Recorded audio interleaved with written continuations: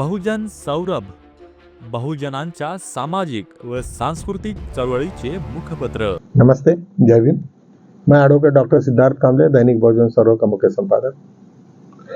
मित्रों, आज सभी तरफ में बिहार की चर्चा चल रही थी कि बिहार में जिस तरीका से वहाँ पे नीतीश कुमार और बीजेपी के बीच में जो संघर्ष चल रहा है, हालांकि उन्होंने बताया नहीं कि भाई वो सीट शेयरिंग के ऊपर से हुआ है, क्योंकि बीजेपी ने जिस तरीका से सीट शेयरिंग किया है वो बिल्कुल नीतीश कुमार को मंजूर नहीं है। और उन्होंने कुछ बोला तो नहीं, लेकिन बोलते नहीं, लेकिन कुछ ना कुछ खेल करते हैं। दोनों को भी, लालू और नीतीश कुमार को ये लगता है कि किसी भी हालत में बीजेपी वहाँ पे नहीं आए, और एक बार बीजेपी नहीं आई तो इसका मतलब वो लगता है इवन लालू को भी चाहिए कि नीतीश कुमार आए, वो करे, वो एक दूसरे को सॉफ्ट है, कोई किसी के अगेंस्ट में कुछ नहीं करेगा।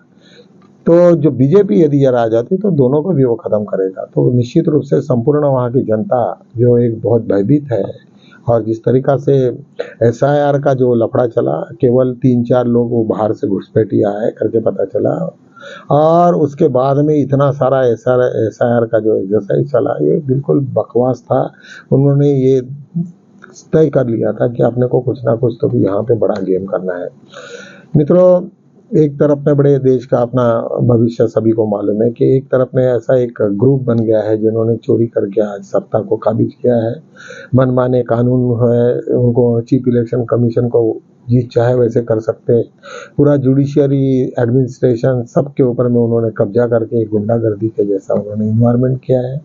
और ऐसे दूसरे तरफ में एक जो है, जो राहुल गांधी कॉन्स्टिट्यूशन को लेके बैठे हैं ऐसे सिचुएशन में, और ये इतने मुजोर और सब है कि जिसके वजह से ये नहीं समझ रहा इन दिनों में जिस तरीका से यूपी हरियाणा में जो 2-3 जो बड़े बड़े इंसिडेंसेस हुए, उससे ये तो इंडिकेट करता है कि इस देश में अभी भी जातीयवाद कितना कूट कूट के भरा हुआ है, और बाबा साहब को उस वक्त कितनी तकलीफ हो गई होगी। मुझे ये नहीं लगता है, कुछ लोगों ने ये भी ऐसी कहा कि भाई ये लोग इतने बड़े बड़े पोस्ट पे जाने के बाद में भी इस तरीका से वो अपने आप को आत्महत्या कर लेते या कुछ करते हो। बाबा साहब को ने तो कभी कुछ नहीं किया ऐसा। बाबा साहब को तो हर वक्त ऐसे कितनी चीज़ों से उनको ये किया गया, उनको चिढ़ाया गया, उनको उनका इंसल्ट किया गया हर जगह पे, लेकिन उन्होंने कुछ नहीं किया। बस अपनी विद्वत्ता के ऊपर से वो इतने अपने आप को ये करते रहे कि जो उनको कोई ज़रूरत नहीं थी। और आत्महत्या जैसी चीज़ें नहीं करनी चाहिए। मुझे तो लगता है कि इससे तो ये आदमी की कमजोरी समझ सकते हैं। उन्होंने दूसरा एम्प्लॉयमेंट को छोड़ देने का, दूसरा कुछ करने का, कुछ भी करो, लेकिन इस तरीका से ये करना पूरे फैमिली को, पूरे वर्ल्ड, इंडिया में, पूरी जगह पे जो मैसेज है और जो गंदगी इन लोगों ने, बीजेपी और RSS के लोगों ने फैला के रखे है, वो निश्चित रूप से बहुत ही ये है। मतलब जो सभी लोगों का, सभी यूट्यूबर से लेके तो सुबह से शाम तक जिस तरीका से सभी लोगों ने गाली देना चालू किया, वो निश्चित रूप से भयावह है और नहीं होना चाहिए। इस देश में हम लोग सब इस देश में एक बंधु भाव से रहना चाहते हैं, वो चाहे मुस्लिम हो, सब जात में सब लोग रहे, लेकिन किस तरीका से कोई बिजनेसमैन इतना सारा ऑपरेट करेगा, इसका अंदाजा भी किसी को नहीं था। कभी कभी तो मुझे ऐसा लगता है कि मनमोहन सिंह ने और ऐसे कैसे प्राइम मिनिस्टर थी कि उनको उनका कोई इंटेलिजेंस नहीं था क्या उनके पास में, कि जो कुछ आजू बाजू में क्या चल रहा है वो पता चले। कि वहाँ पे शरद पवार तो उस वक्त मिनिस्टर थे, उनको भी कुछ पता नहीं चला है वो कि भाई क्या चल रहा है, आजू बाजू में क्या हो रहा है, और उन्हीं लोगों ने उसको प्रमोट भी किया। और आज जो हालत खराब हो गई है, सब की सब उनके लिए जिम्मेदार सभी लोग हैं। अभी वो केवल बीजेपी को क्या बोलने का, अभी सब तुमको मालूम था कि जब वहाँ पे लोहिया का ये सब हत्याकांड में जिनका नाम था, वहाँ से अमित शाह छूटना और ये सब यहाँ पे आके उसने जिस तरीका से ये सब इसको हाईजैक करना, ये क्या कहता है कि उसके लिए तो सब आपको मालूम है अभी नेपाल में क्या हुआ और हर जगह पे क्या हुआ। वो सिचुएशन अपने देश में आने की संभावना कम है।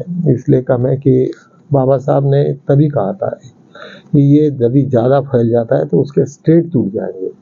हर स्टेट अब अपने इसमें कहेंगे कि भाई हमको तुम्हारे साथ में रहना ही नहीं है, कोई झगड़ा नहीं, कोई फिसाद नहीं, कुछ नहीं, कुछ नहीं। जिसको भी जहाँ रहना है वो करते बैठो, तो आप अपने स्टेट लेके रह जाएंगे। और जहाँ हम लोग जो भी स्टेट है वो सब आप अपने जगह पे उसी चले जाएंगे, और वो स्टेट हो जाएगा तो देश के टुकड़े हो गए। और जिस दिन देश के टुकड़े हो जाएंगे तो ठीक, चलने दो सभी को। लेकिन यहाँ पे जिस तरीका से ये हो रहा है, और जो अनटचेबिलिटी और ये सब चीज़ें आज भी जो ये है, तो सभी लोगों को ध्यान में रहना चाहिए कि इस तरीका से नहीं होना चाहिए। एक कि कोई एक ऐसा भी वीडियो आया कि उन्होंने कहा कि आरएसएस में मैक्सिमम इम्पोर्टेंसी और ये है, मतलब काफ़ी, मतलब शादी नहीं करने के इसमें आए हैं, लेकिन नेचुरली उनका माइंड तो वो नहीं है ना वैसा। तो निश्चित रूप से वो कुछ समाज में कुछ भला बुरा नहीं सोच सकते। जो लोग फैमिली में रहते हैं वही आदमी नॉर्मल रह सकते हैं, वो एबनॉर्मेलिटी है, वो जबरदस्ती से ये हो रहा। जब कोई संन्यास और ये लेते हैं तो वो उनका कुछ एक मिशन होता है। इनका कौन सा मिशन है? और जिस तरीका से अभी जो 2-3 घटनाएं हुई है पूरे देश में, वो बहुत ही गलत इंडिकेट कर रही है। आज और एक जस्टिस अतुल श्रीधरन, ये अभी भी एमपी के ये थे, उन्होंने आपको विजय शाह करके वहाँ के मिनिस्टर थे, और वहाँ पे कर्नल सोफिया के बारे में उन्होंने सुमोटो लिया था, और उसके बाद में उन्होंने फिर सुप्रीम कोर्ट में जाके बेंच को चेंज करवाया वगैरह वगैरह, सबको मालूम है कितना बड़ा एक इंसल्ट है। और तुरंत उनके बाद में गवर्नमेंट के तरफ से उनको ट्रांसफ़र करवाया गया, और कॉलेजियम ने उसको ट्रांसफ़र को स्वीकार किया। वो सिर्फ छत्तीसगढ़ नहीं गए, उससे ज़्यादा इलाहाबाद में उनको लाया गया। क्या चीज़ है ये सब? यदि कोई जस्टिस इस तरीक़ा से ये होता है और सब जितनी दादागिरी इनकी चलती है, तो मुझे लगता है कि हम लोगों को भी थोड़ा सोचना पड़ेगा कि हमें किस तरीक़ा से उनसे लड़ना है, कौन से इस पे लड़ना है, कौन से जगह पे लड़ना है। क्योंकि बाबा साहब के वक्त तो इससे भी ज़्यादा भयावह परिस्थिति थी। कम से कम 14 साल 2014 तक ये देश में जाति व्यवस्था का थोड़ा सा कम हो गया था, उनका नामो निशान थोड़ा सा ये हो गया था, सॉफ्ट हो गया था। लेकिन फिर दोबारा ये और पॉइजनस चीज़ें हर स्टेट में आई है, और उसके रिजल्ट्स भी बहुत ज़्यादा बेकार हो रहे हैं। अभी और एक मुंबई में एक भूषण गवई जी के सुप्रीम कोर्ट के एक ये आ गए, उन्होंने फिर दोबारा एक सरकार पे एक यहाँ का चेन्नई का एक मसला था, और वो मसले में बहुत दिनों से वो चल रहा था। फिर दोबारा ईडी ने और सरकार को उन्होंने ये लगाया कि क्या तमाशा लगा के रखे हो। लेकिन क्या कहेंगे, अभी वो भी आदमी अकेला है, सब लोग उसको सपोर्ट में नहीं है, जुडिशरी को कोई कमेंट्स करने के ये नहीं, वो चुपचाप बैठ के गवर्नमेंट की तरफ में देख रहे हैं। एक जूता फेंकने का और एक इंसिडेंस अभी अहमदाबाद में आया है, और वहाँ पे भी जस्टिस ने वही एक्शन ली जो चीफ जस्टिस ने लिया था।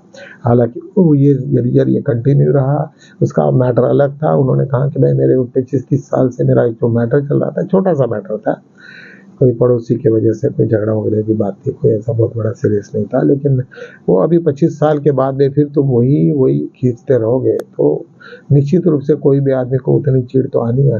तो हर आदमी उससे परेशान है।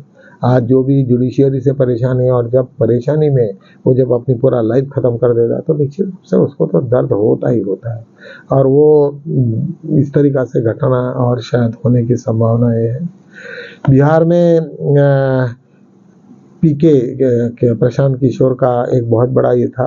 पहली बात तो सब लोगों को लग रहा था कि वो बीजेपी के खास ये हो गए और बीजेपी के स्पाई करके आएंगे, लेकिन जब उन्होंने राहुल गांधी की यात्रा देखी और सब लोगों का प्रभाव देखा, तो उन्होंने अपने आप को रोक नहीं पाया। उन्होंने कहा कि नहीं, ये यदि यार मैं जाऊँगा तो मैं तो पूरा बर्बाद हो जाऊंगा, मैं ब्रांडेड हो जाऊंगा, और मेरी पूरी हैसियत से मैं यहाँ से ख़त्म हो जाऊंगा करके उन्होंने अपने आप को थोड़ा सा संभालते हुए जो भी उन्होंने किया वो वहीं पे है, और बीजेपी के ऊपर में उलट गए हैं। आज की सिचुएशन बीजेपी की और नीतीश कुमार के बारे में और सब पूरा एनडीए का जो ग्रुप है वो काफ़ी नर्वस है। तो हम लोगों को आज अम्बेडकराइट लोग हैं, हम लोगों को सिर्फ यही देखने का है कि चिराग पासवान ये कोई दलित वलित नहीं है, ये सब नाम के कुछ ना कुछ है। हमारे भी ऐसे टाइप के बहुत लोग हैं कि जो बीजेपी को कंटिन्यूसली सपोर्ट करते हैं। मायावती और अरविंद कुमार, इन लोगों ने दोनों ने भी अपनी बोली लगा दी है। बीजेपी को बोला आप जितनी भी सीट चाहिए मुझे, एक 50 लाख के आगे 25 लाख कुछ अमाउंट है, उन्होंने वो किसी ने डिस्क्लोज किया। उन्होंने कहा कि भाई इतने पैसे हमें दे दो, आप हमको कौन सी सीट को और किसको खड़ा करने का वो देखते बैठो। तो ये क्या है, सब दलाली है। तो ये सिचुएशन, ये इंडिकेशन आदमी सभी लोगों को थोड़ा सा परेशान करते हैं।